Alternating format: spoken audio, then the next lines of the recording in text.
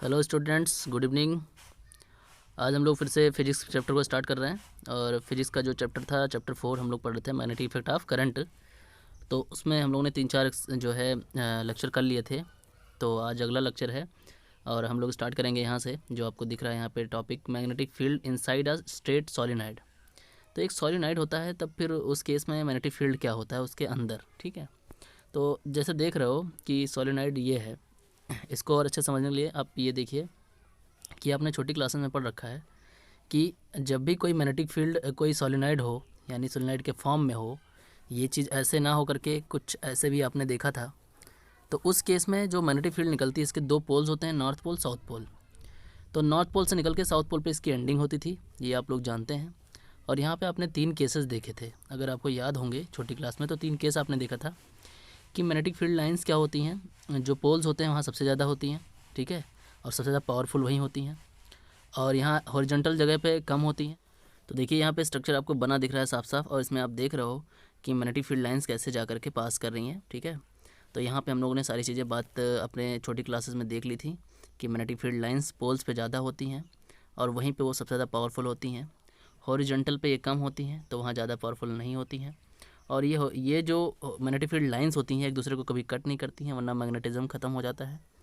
और हाँ, ये सारी चीज़ें हमने देखी थी, है ना। और नॉर्थ पोल से स्टार्ट होके साउथ पोल पे इनकी एंडिंग होती है। तो ये सारी बात हम लोगों ने देख ली थी, वही चीज़ है, सेम चीज़ है। अब सॉलिनॉइड है, ठीक है। तो ये सॉलिनॉइड बिल्कुल वैसा ही वर्क करता है जैसे कि हम लोगों ने एक वायर को एक सॉलिनॉइड के फॉर्म में कन्वर्ट किया था, तो इसमें करंट पास करती रही, ठीक है। तो उसके अंदर मैग्नेटिक फील्ड जनरेट हुआ। बात क्लीन है। अच्छा, तो यहाँ से वही 3 बातें जनरेट हुई, 3 बातें हम लोगों ने समझ ली हैं, और ये बिल्कुल वही केस है। तो इसमें सारी बातें वही हैं, आप पढ़ सकते हो, समझ सकते हो, और इसमें कुछ ज़्यादा डिटेल में जाने की ज़रूरत नहीं है। आगे हम देखेंगे कि कैसे इस पे मैग्नेटिक फील्ड इनसाइड में कितना आता है। ये तो हो गई बात, ये इन सब की, है ना।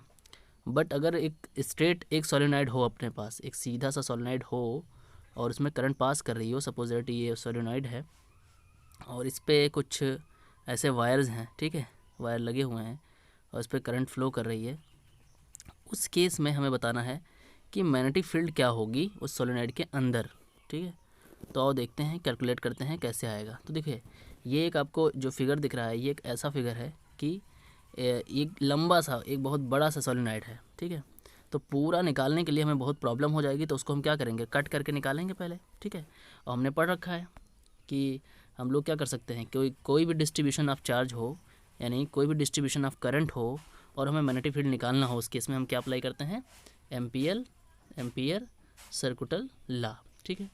तो एम्पियर सर्कुटल लॉ आप लोगों को पता होगा, आपने पढ़ रखा है, जो कि क्या था, इनक्लोज्ड बी डी एल, ठीक है। तो ये चीज़ याद होगी आपको, यही थी टोटल मैग्नेटिक फील्ड। तो यहाँ पे हमें इंटीग्रेट करके निकालना होगा, तो उसके लिए एक छोटा पार्ट पहले हम कट करके निकालते हैं। तो इन्होंने एक छोटा सा पार्ट कट किया है, एक छोटा सा पार्ट ऊपर, ये देखिए कुछ ऐसा लूप बनाया हुआ है, और उसी पार्ट को कट करके, जैसे हम लोग पहले उसमें इलेक्ट्रोस्टैटिक्स में पढ़ते थे, वहाँ पे गॉसियन सरफेस आती थी, ठीक है। तो इलेक्ट्रोस्टैटिक में गॉसियन सरफेस हुआ करती थी, यहाँ पे बिल्कुल एम्पीरियल जो होगी वो सरफेस होगी, यानी कि एम्पियर सर्कुलर लॉ है तो उसकी होगी, ठीक है। तो आओ स्टार्ट करते हैं, देखते हैं इसका कैसे टोटल निकलेगा मैग्नेटिक फील्ड। तो टोटल मैग्नेटिक फील्ड निकालने का तरीका क्या है कि पहले हम लोग इस लूप में देखेंगे कहाँ कहाँ करंट कहाँ कहाँ जा रही है, और टोटल मतलब एक एक पार्ट में, एक पार्ट ये मान लेते हैं, एक पार्ट ये मान लेते हैं, एक पार्ट ये, एक पार्ट ये, 4 पार्ट हो गए। तो यहाँ पे आप देख लो क्लीनली कि ये ए हो गया, बी हो गया, सी हो गया, डी हो गया। मीन्स अगर हम इस पार्ट को देखें तो इसको हम लिख पाएंगे क्या, A to B, B D L, ऐसे प्लस इस पार्ट को अगर हम देखें तो यहाँ से लिख पाएंगे integration B to C B D L, plus ऐसे इस पार्ट को अगर देखें तो यहाँ से लिखेंगे इंटीग्रेशन सी टू डी, फिर लिखेंगे बी डी एल। फिर फोर्थ पार्ट को देखेंगे तो वहाँ भी लिखेंगे इंटीग्रेशन ए टू या डी टू ए, और लिखेंगे बी डी एल, यानी 4 पार्ट में है। तो इन चारों पार्ट्स को आपको लिखना होगा, ठीक है, इनका इंटीग्रेशन करना होगा, तब हमको पता चलेगा कि मैग्नेटिक फील्ड कितना है, ठीक है। तो यहाँ पे सेम वही चीज़ की गई है। तो ये देखो बताया गया है कि मैग्नेटिक फील्ड भी at any inside point consider a rectangular close path. तो हम लोग क्या करेंगे, पहले एक क्लोज रेक्टेंगुलर पाथ लेंगे किसी भी जगह पे, वहाँ पे छोटा सा पार्ट कट करेंगे और वहीं पे हम लोग एक एम्पीरियन क्या करेंगे, लूप बनाएंगे। ठीक है, तो सर्कुलर लॉ अप्लाई करने के बाद हम देखेंगे कि ये होता है सर्कुलर लॉ, और mu naught total current through the loop ABCD means जो हमारा टोटल फॉर्मूला था एम्पियर सर्कुलर लॉ का, वो क्लोज इंटीग्रेशन BDL था और mu naught times of current था।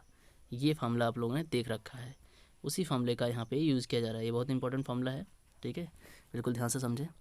तो यहाँ पे देखिए चारों लूप्स लिखे गए हैं, A to B, B to C, D to C to D and finally A to D, यानी चारों जो थे इधर इधर इधर और इधर। ठीक है, 1 2 3 और 4 चारों पार्ट लिखे गए हैं और चारों का इंटीग्रेशन किया गया है और चेक किया गया है वहाँ पे कि B और D के बीच में एंगल क्या हो रहा है।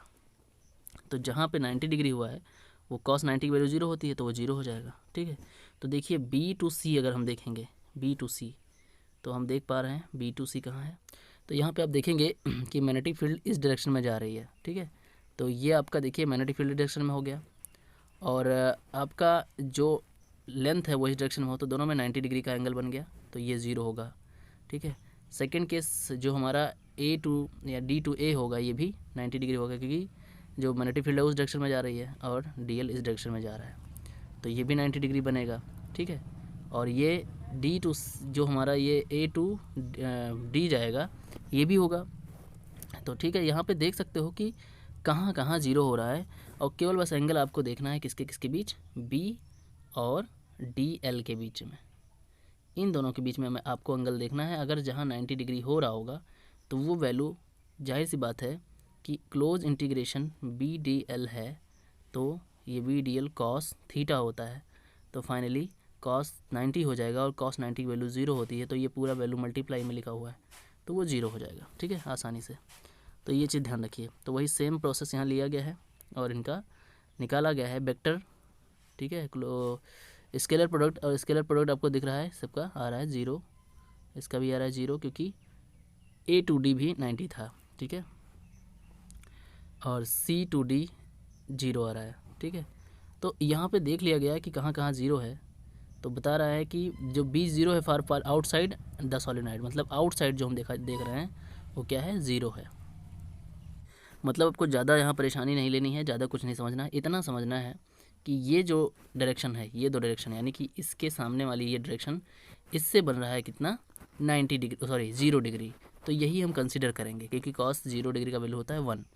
बाकी आउटसाइड हम बोल देंगे कि 0 होता है, आउटसाइड 0 होगा भी, तो हम बेसिकली ये कह सकते हैं कि सॉलिनॉइड के आउटसाइड जो होता है, यहाँ यहाँ ये सब मैग्नेटिक फील्ड क्या है, 0 हैं। ठीक है, और जो परपेंडिकुलर होंगे वो तो 0 होंगे ही। ठीक, तो बेसिकली यहाँ पे कौन सा हम साइड प्रेफर करेंगे, बस एक ही साइड प्रेफर करेंगे जो A to B जा रही होगी। ठीक, तो फाइनली ये फार्मूला हमारा आ जाएगा, B बाहर आ जाएगा और अंदर DL बचेगा, और DL का A to B जो इंटीग्रेशन होगा वो टोटल क्या हो जाएगा, L, मतलब कि टोटल जो होता है, मतलब integration from A to B और DL, ये क्या हो जाएगा, बेसिकली L हो जाएगा।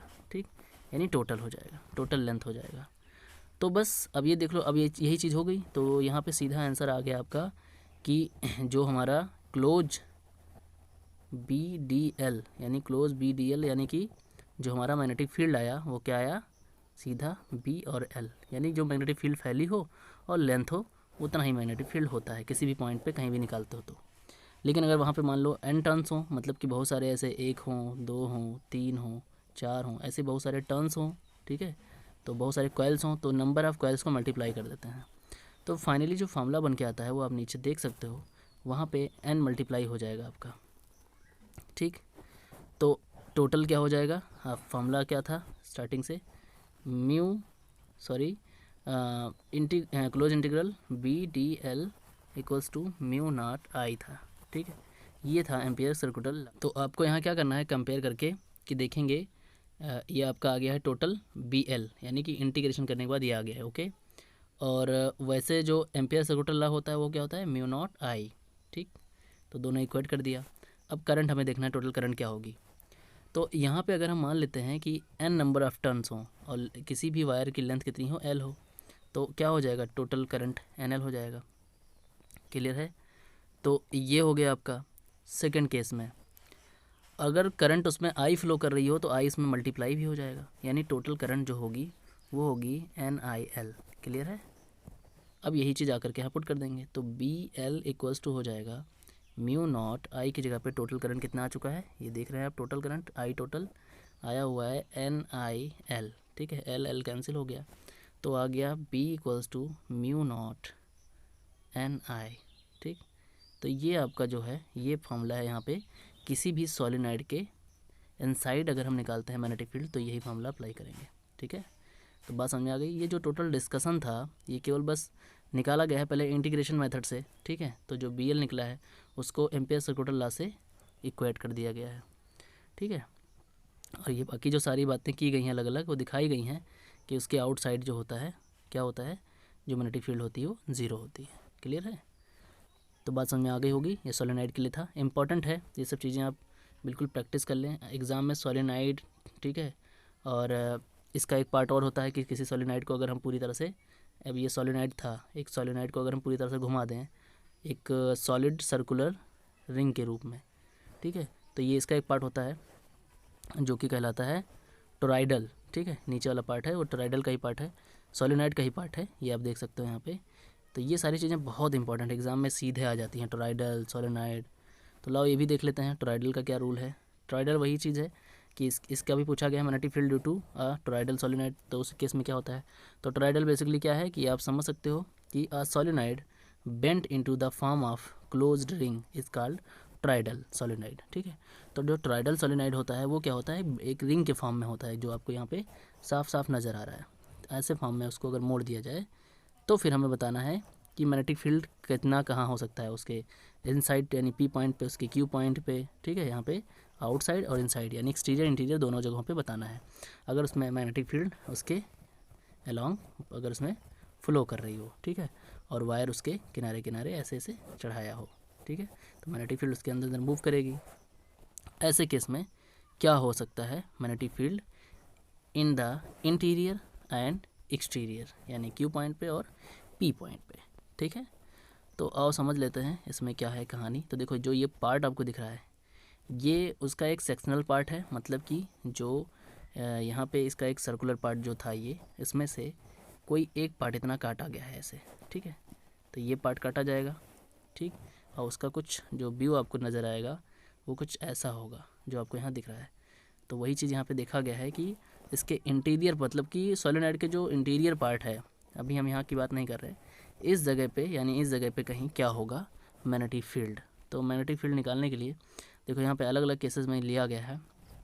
सबसे पहले यहाँ पे इस डिस्टेंस को, जो ये डिस्टेंस जो ये पॉइंट पॉइंट करके बनाई गई है, ये क्या है, एक तरह से एम्पीरियन लूप है या एम्पीरियन हम बोल सकते हैं सरफेस है। तो ये बनाया गया है, फिर एक बाहर बनाया गया है और एक सबसे आउटसाइड बनाया गया है। और यहाँ पे क्योंकि 3 लेयर मानी गई है कि 3 लेयर से अगर जो है वायर हो गए हों, एक हो गया हो, ठीक है, और 2 हो गया हो, ठीक है, ऐसे 3 हो जाए, 4 हो जाए, तो जितनी भी होंगे उतना उतना आपको एम्पीरियल लूप बनाना होगा। ठीक है, तो बेसिकली यहाँ पे दिख रही हैं जो टोटल वो आपको दिख रही हैं कितनी, एक सेंटर में एक पॉइंट हो ही गया, इसके किनारे बनाया गया, फिर ये हो गया, फिर इसके किनारे बनाया गया, फिर ये हो गया, फिर इसके किनारे बनाया गया। ठीक, तो यहाँ पे व्यू लिया गया है और पहले इन्होंने क्या किया है, लूप 1 की बात की है, कहा है far point in the open space interior to the toroid. तो इसके इंटीरियर में पहले बात की गई है यहाँ पे। ठीक है, यानी ये P पॉइंट जो आपको दिख रहा है, तो वहाँ पे डिस्टेंस आपको रेडियस की कितनी दिख रही है, R1 दिख रही है साफ साफ, तो R1 ले लिया डिस्टेंस। ओके, तो अभी जो आपने प्रूव किया है BL उसका यहाँ पे यूज़ करेंगे हम लोग। तो ये देखेंगे आप इंटीरियर के लिए क्या हो जाएगा, L1 के लिए क्या होगा 2πr1 क्योंकि सर्कुलर पार्ट है, लेंथ पूरी यही होगी। तो ये BLN1 म्यू नॉट आई यानी एम्पियर सर्कुलर लॉ अप्लाई किया गया है। ठीक, तो यहाँ पे क्या हो गया, आप देख रहे हैं कि बोला गया है लूप इनक्लोज है पूरी तरह से, तो उसमें करंट फ्लो नहीं करेगी। अगर कभी इनक्लोज हो तो कोई लूप इनक्लोज हो तो यहाँ करंट फ्लो नहीं करेगी, तो करंट जीरो हो गया, तो मतलब कि V1 जीरो हो गया, मतलब कि जो उसके एकदम इनसाइड पार्ट है अंदर एकदम से जहाँ पे R1 है वहाँ पे मैग्नेटिक फील्ड ज़ीरो होगी। यानी कि जो ये आपको दिख रहा है हल्का हल्का जो कलर है, ठीक है, यहाँ पे मैग्नेटिक फील्ड ज़ीरो है, ये B1 कहा गया है। ठीक है, तो बिल्कुल आसान है, कुछ दिक्कत वाली बात नहीं है। सीधा क्या करोगे, B1 L1 equals to mu naught I, Ampere circular law apply कर दिया। अब B1 ये हो गया 2πr1, ठीक, इक्वल्स टू करंट जीरो है तो ये जीरो हो गया भैया, मतलब ये पूरा वैल्यू जीरो हो गया, मतलब B1 जीरो हो गया, सिंपल सा केस। फिर सेकंड के लिए लिया गया ये वाली डिस्टेंस यानी ये रेडियस R2, ओके। तो फिर से वही अप्लाई करोगे तो क्या लिखोगे, सीधा यहाँ इस बार करंट होगी, ओके। तो सेकंड लूप के लिए लिया गया है इनसाइड, ठीक है। तो ये हो गया L2, तो फिर से वही इसका जो रेडियस है वो रेडियस ले लो, R रेडियस है तो R रेडियस ले लिया गया। फिर से वही फॉर्मूला अप्लाई किया गया, BL1 equals to mu naught I, तो लिखा गया B2 सेकंड केस के लिए, ओके। और उसके बाद लिखा गया 2πr equals to mu not लिखा गया। अब कितने हो जाएंगे, जितने लूप हों वो जितने उसके टर्न्स हों वो टर्न्स लिए जाएंगे, यानी कि 2 टर्न्स हैं, 3 टर्न्स हैं, 4 हैं, उस हिसाब से NI कर दिया गया, ठीक। तो यहाँ पे हम इसको करंट कुछ ना कुछ होगी, इसको इग्नोर नहीं कर सकते। तो इस केस में जो आपका आ जाएगा वो इतना आ जाएगा, ठीक। तो ये चीज़ ध्यान रखिए। और फिर बोला जा रहा है कि if the R be the average radius of the toroid, तो एवरेज रेडियस पहले निकालनी पड़ेगी, बहुत सारी रेडियस हो जाएंगे 1 2 3 4, तो सबकी एवरेज रेडियस निकालनी पड़ेगी। तो वो एवरेज रेडियस निकालने के बाद अब आपका जो n टर्न्स आएगा टोटल ये आएगा 2πr इंटू n, ठीक। तो क्या हो जाएगा, आपको ये उठा करके n की वैल्यू यहाँ पे पुट कर देनी है। तो आप देखोगे ये वैल्यू पुट करने के बाद ये आ जाएगा म्यू नॉट और ये आ जाएगा 2πr n i by 2πr, 2πr cancel, तो आ गया B equals to mu naught और ये आ गया आपका NI, ठीक। ये आ गया टोराइडल का मैग्नेटिक फील्ड, ठीक।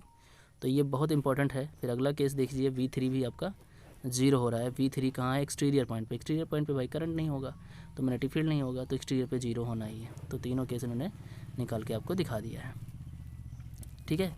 एक तो क्या है अंदर,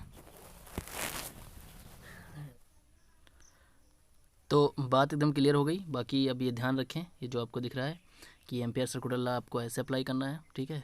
और किस तरफ करंट है, किस तरफ टेंजेंट है, उस हिसाब से आप फॉर्मूला अप्लाई करोगे। और सोलेनोइड के हम लोगों ने देख लिया। यहाँ पर देखिए सीधा सा एक शॉर्टकट फार्मूला दिया हो रखा है, तो ये आप ध्यान रखिए थोड़ा कि at a point well inside the solenoid, ये हो गया magnetic field. At the either end of the solenoid, तो ये हो गया, ठीक है, एंड ऑफ सोलेनोइड। ऐसे ही अगर यहाँ देखोगे तो ये अगला केस है टोराइडल के लिए, ठीक है। टोराइडल हमने प्रूव कर लिया है, तो ये थोड़ा ध्यान रखें।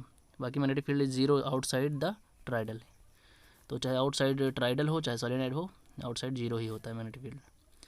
तो दोनों बात समझ में आ गई, दोनों बहुत इंपॉर्टेंट केस हैं और उनके कुछ कुछ क्वेश्चन हैं जो सीधे फार्मूले पे रख के हो जा रहे हैं, कोई प्रॉब्लम वाली बात नहीं है।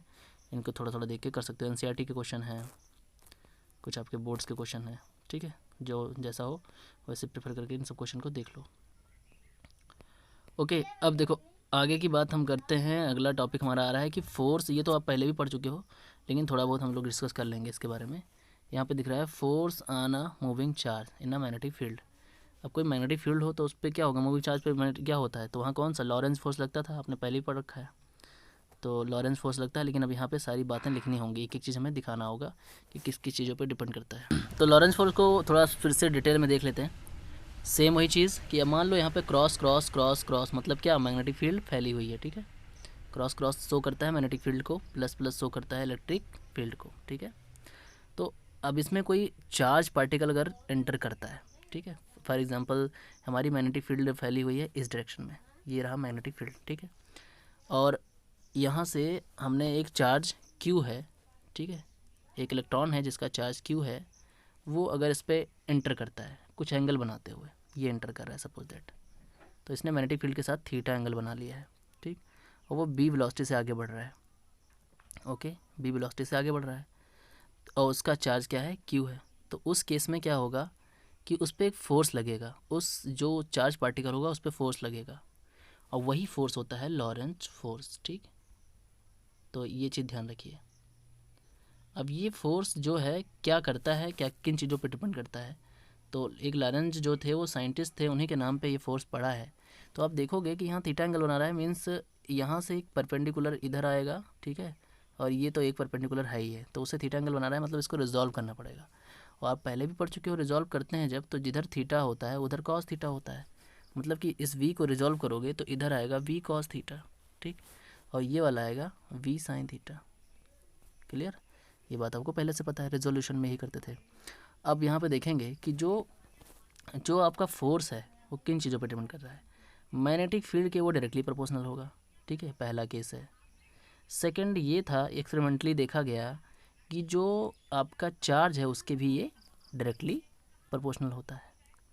और तीसरा जो होता है, जो वेलोसिटी थी, ठीक है, तो वेलोसिटी जो थी जो उसको ले जा रही थी, ठीक है, तो कौन सा डायरेक्शन में ले जा रही थी, तो ये वाला जो कंपोनेंट काम कर रहा है वो कंपोनेंट लिया गया है। तो कौन सा कंपोनेंट काम कर रहा है यहाँ पे, बी साइन थीटा काम कर रहा है, ठीक है, तो उसके भी ये डायरेक्टली प्रोपोर्शनल हो गया, बी साइन थीटा। अब तीनों को रिप्लेस करना पड़ा, तो बाई रिप्लेसिंग हमें जो वैल्यू मिली वो वैल्यू मिली क्या, F directly proportional B Q V sine theta. देख रहे हो, आपको क्लियरली यहाँ नज़र आ रहा है ये, ठीक है, तो ये वैल्यू हमको मिल गई। ओके, अब आप देखिए, तो इसको अगर हम थोड़ा सा रिप्लेस करें, इस प्रोपोर्शनल को हटाएं, तो यहाँ एक कांस्टेंट के लग गया, तो ये हमारा हो गया B Q B sine theta, और के की वैल्यू 1 मान ली गई, तो फाइनली आ गया F equals to B Q V sine theta. बहुत सिंपल सा है, और ये जो फार्मूला निकल के आया ये फार्मूला है आपका लॉरेंज फोर्स का फार्मूला, ठीक है। बहुत इंपॉर्टेंट है ये, जब होता है जब कोई भी चार्ज पार्टिकल किसी मैग्नेटिक फील्ड में मूव करता है, ठीक है, उस पर चार्ज हो कुछ और वो भी वेलोसिटी से या कुछ वेलोसिटी से उसमें एंटर कर रहा हो, ठीक है। सिंपली समझ में आ गई बात। आओ हम लोग अब अपने चैप्टर पर नज़र डालते हैं, वहाँ से कुछ चीज़ें। तो यहाँ आसानी से आप देख सकते हो, बिल्कुल ये बना हुआ है फिगर, और इस फिगर में वही चीज़ दिखाई गई है बिल्कुल जो हमने अभी डिस्कस करी, कि ये आपका मैग्नेटिक फील्ड है, ये आपका v वेलोसिटी से वो चार्ज पार्टिकल जा रहा है, तो इसका रिजोल्यूशन करोगे तो ये b cos थीटा आएगा, और ये आपका b sin थीटा आ रहा है, तो ये वाला कंपोनेंट आप लोगे, ठीक है, b sin थीटा, ये चार्ज पार्टिकल है, ठीक है। तो इस केस में लॉरेंज फोर्स जो लगेगा वो ऊपर की ओर लगेगा। अब ये चीज़ जो आई है यहाँ पे फ्लेमिंग का एक लॉ लगेगा, फ्लेमिंग के लॉ से समझ में आएगा कि वो फोर्स की डायरेक्शन में लग रहा है। तो देखिए यहाँ पे सारी बात की गई है और सारी बात डिजाइन की गई है और ये फार्मूला निकाला गया है, ठीक है। तो that was magnetic Lorentz force. अब इसका क्या किया गया है कि in term of vector product लिया गया है, तो ये कुछ ऐसा आता है। ये एक बहुत इंपॉर्टेंट चीज़ है, ये माइंड में रहना चाहिए। भी वेक्टर कंडीशन ज़्यादातर एग्जाम में आती रहती है, कभी कभी डायरेक्टली पूछ लिया जाता है कि इसका वेक्टर फॉर्म लिखिए, ठीक है। अब ऐसा क्यों हुआ है, या बिल्कुल वेक्टर अगर आप पढ़े होंगे तो आपके माइंड में होगा कि वेक्टर प्रोडक्ट जब भी होता है, ठीक है, तो किसी चीज़ का वेक्टर प्रोडक्ट, सपोज दैट ये v और v वेक्टर है, तो ये चीज़ कैसे हो जाती है, v का मॉड और v का मॉड, और हो जाता है साइन थीटा। तो देखिए यहाँ पे यही चीज़ इस फॉर्म में लिखी गई है, तो यहाँ आप देख रहे हैं, यहाँ पे अगर देखोगे तो ये लिखा हुआ है वही चीज़, और इसी को इस फॉर्म में लिख दिया गया है जो कि यहाँ पे आपको दिख रहा है, ठीक है। तो दैट इज़ वेक्टर फॉर्म, कोई दिक्कत नहीं है। और यहाँ पे फिर कुछ कंडीशन दी गई है जो एंगल के अकॉर्डिंग, कि अगर वेलोसिटी 0 हो जाए तो फोर्स पक्का 0 हो जाएगा, अगर एंगल 0 हो जाए या 180 हो जाए तो फोर्स 0 हो जाएगा। ये सब बातें आपके माइंड में बिल्कुल बनी होनी चाहिए। आप पुट करके देखोगे तभी वैल्यू आपको 0 मिलेगी, ठीक है।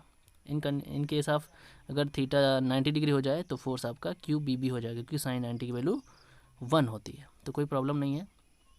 यानी हम देख सकते हैं कि कह रहा है कि अगर v 0 हो जाए, मीन्स क्या, if stationary charge particle does not experience force, अगर कोई उसमें मतलब मूव ना करे, उसको ऐसा नॉर्मली रख दिया जाए मैग्नेटिक फील्ड में, यानी मैग्नेटिक फील्ड आपके सामने हो और स्टेशनरी हो, जो चार्ज पार्टिकल इसके अंदर आया हो, मतलब कि वो मूव ना कर रहा हो, उसकी वेलोसिटी 0 हो, तो उस पर फोर्स भी कुछ काम नहीं करेगा, ठीक।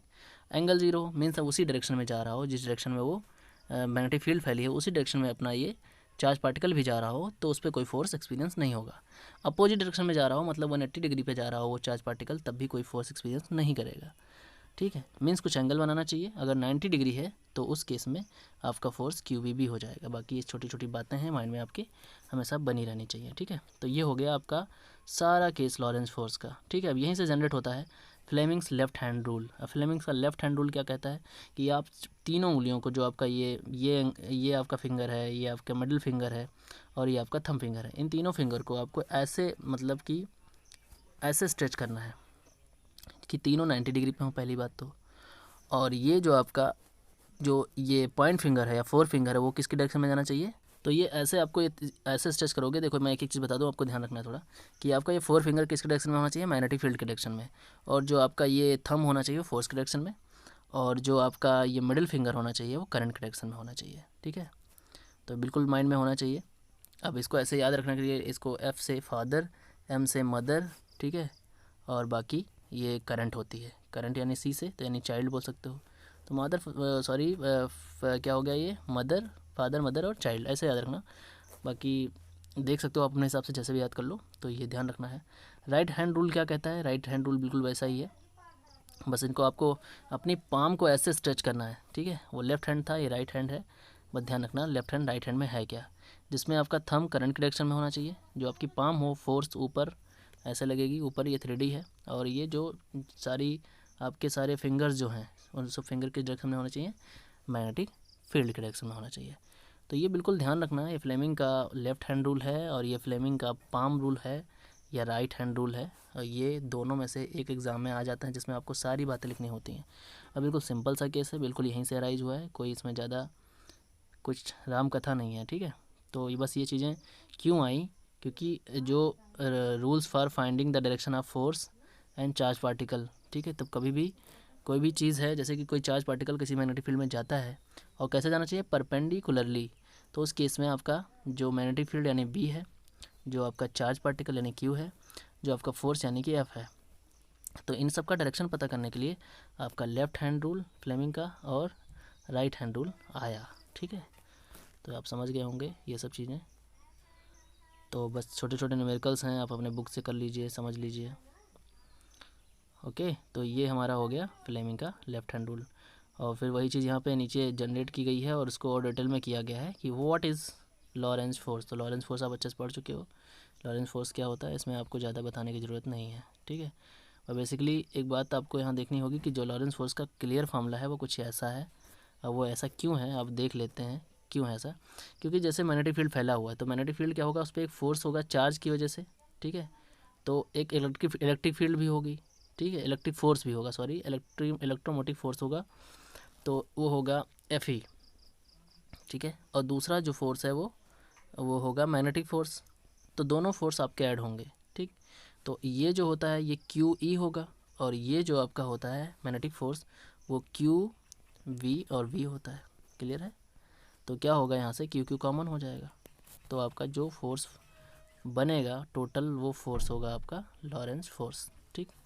तो बस ये लॉरेंस फोर्स आप थोड़ा देख सकते हैं, यहाँ पे थोड़ी डिफिनीशन को मैं पढ़ दूँ कि लॉरेंस फोर्स अगर आ जाए तो आप अलग से लॉरेंस फोर्स के बारे में पूरी बात कैसे लिख सकें। Total force experience by the charge particle moving a region where both electric field and magnetic field present is called Lorentz force, ठीक।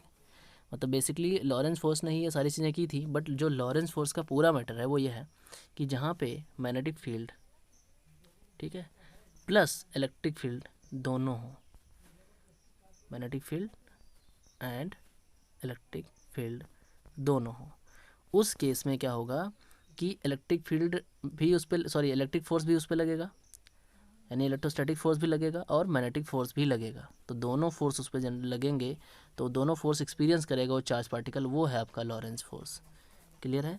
तो जो आपका इलेक्ट्रिक फोर्स है वो ये दिख रहा है साफ साफ, अब आपका जो मैग्नेटिक फोर्स है ये आपको दिख रहा है, दोनों फोर्स आप ऐड कर दोगे और आपका वो निकल के आएगा लॉरेंस फोर्स, ठीक, यहाँ आप देख सकते हो, क्लियर है, दैट इज़ लॉरेंस फोर्स।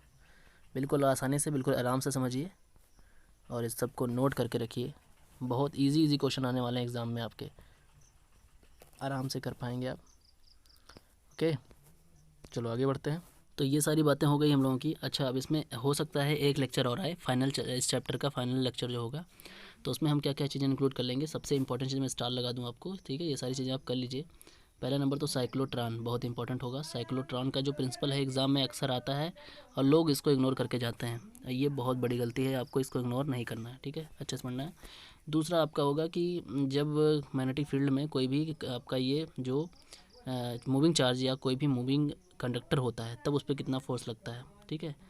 अब वो चाहे कोई वायर हो सकता है, ठीक है, या कोई लूप हो सकता है, ठीक है, एक केस ये हो जाएगा और एक केस ये हो जाएगा आपका, और थर्ड केस ये हो जाएगा कि कोई अगर वायर हो, ठीक है, उसमें करंट हो, ठीक है, दोनों वायर हो और करंट हो और पैरेलल हो, तो उनके बीच में कितना फोर्स लगेगा। या फिर अपोजिट करंट हो, एक में ऊपर जा रहा हो करंट, एक में नीचे जा रहा हो, तब उनके बीच कितना फोर्स होगा, ठीक है। तो बस ये 3 4 5 पॉइंट, 3 4, इसके अलावा 1 2 पॉइंट और हो सकते हैं, ठीक है, गैल्वेनोमीटर का कुछ केस हो सकता है, तो ये 4 चीज़ें हैं जो मैं नेक्स्ट आपके लेक्चर में उसको मैं डिस्कस कर दूंगा और चैप्टर फिनिश हो जाएगा। ठीक है, तो बिल्कुल अच्छे से आप काम करते रहिए और इसके बाद जैसे ही फिनिश होता है फिर हम लोग स्टार्ट करेंगे।